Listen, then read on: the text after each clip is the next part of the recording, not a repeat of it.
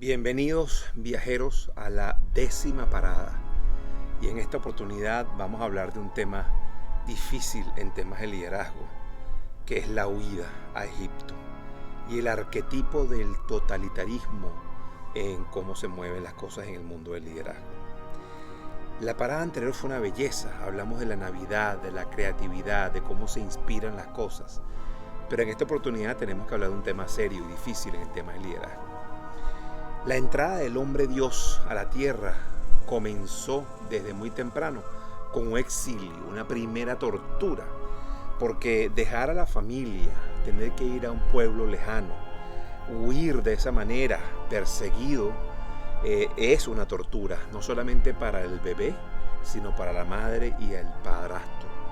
Entonces, esa ida a Egipto fue claramente muy difícil. Me imagino tenían que salir corriendo a un sitio nuevo donde no conoces a nadie, sin recursos, tener que volver a ganarte la vida y la confianza de la gente en ese nuevo sitio, no poder comunicarte con tus viejos familiares y amigos. Una tortura tremenda, el exilio que mucha gente vive hoy en día, y lo vivimos por el arquetipo del totalitarismo de muchos líderes que realmente no son líderes, que creen que su objetivo es dominar todo y hacer sufrir a aquellos que no conviven con sus principios. Jesús desde muy temprano, en su entrada al mundo, empezó a vivir esa tortura y empezó de esa manera a comprender el sufrimiento que mucha gente experimentó en su momento y seguirá experimentando en nuestra historia. Y solo así, viviéndolo él mismo, pudo comprender como hombre terrenal lo que implica la esperanza y cómo consolar a aquellos que han sufrido algo tan difícil como el exilio. Y vamos a ver que este tema de Jesús conviviendo con lo mismo que tuvo el pueblo de Israel se repite en sus 30 años. Jesús, en sus 33 realmente de experiencia en la tierra como hombre Dios, Jesús experimentó cosas muy parecidas a las que experimentó todo el pueblo de Israel desde su propia fundación.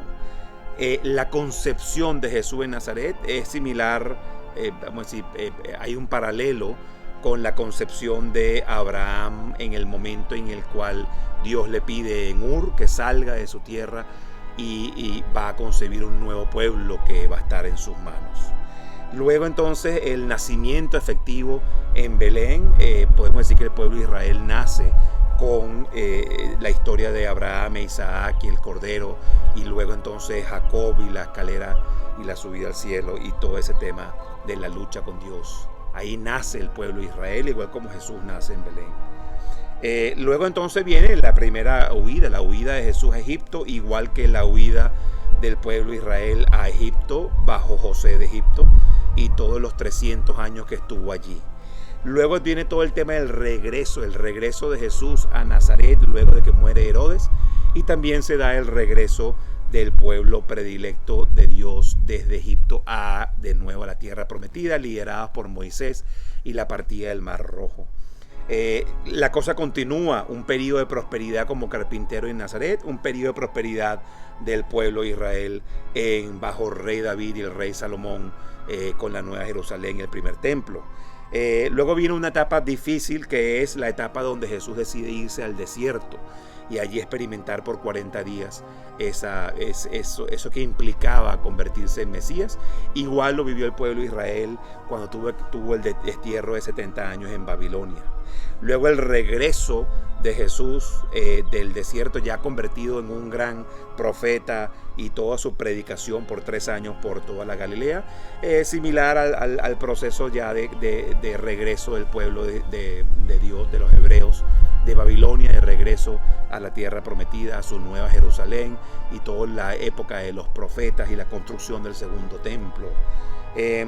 Luego viene la época dificilísima del Vía Crucis, el sufrimiento del Vía Crucis, que lo vive el pueblo cristiano luego con el sufrimiento de la persecución de los cristianos, y que culmina en la muerte de Jesús en la cruz, y que culmina con la muerte de muchos cristianos en el foro romano, comido por los leones.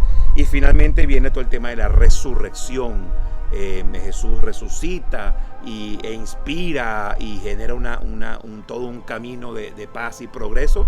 Y también sucede lo mismo con los cristianos una vez que logran superar esa etapa de las persecuciones. Entonces el Papa se instala en Roma con Constantino y comienza un periodo donde el ser cristiano ya no era una persecución, sino era un digno de seguir y de vivir.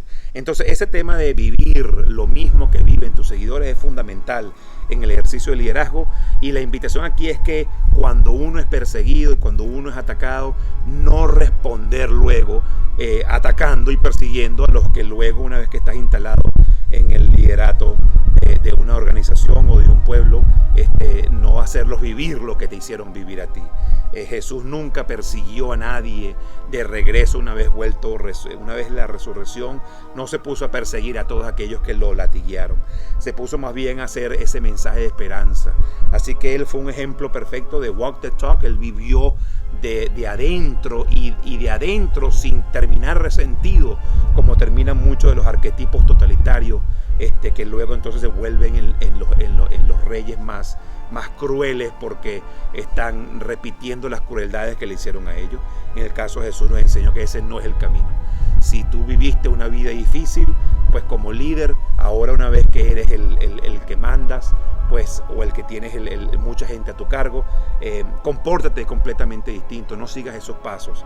Quizás Nelson Mandela es un gran líder que lo ejemplifica a la perfección, no a la perfección, pero con un buen nivel. Sufrió mucho en la cárcel por muchos años, y luego cuando le tocó ser presidente de la nación, se comportó muy distinto y perdonó y abrazó a aquellos que lo habían encarcelado por tantos años. Si ustedes tienen la oportunidad de ver la película Invictus y ver cómo fue esa historia, pues se las recomiendo. Entonces esa es la etapa número 10, la huida y lo que aprendemos sobre los arquetipos del totalitarismo y cómo no convertirnos en eso. Bueno, finalmente los invitamos a la próxima parada. Vamos a hablar de la crianza en Nazaret. ¿Cómo fue esa crianza? ¿Cómo Jesús se aprendió a conocer a sí mismo? ¿Cómo es importante que un líder conozca de dónde viene y cómo viene y todo su upbringing, para poder entonces saber qué es lo que cuenta, qué es lo que no cuenta, y poder ser un líder asertivo más adelante?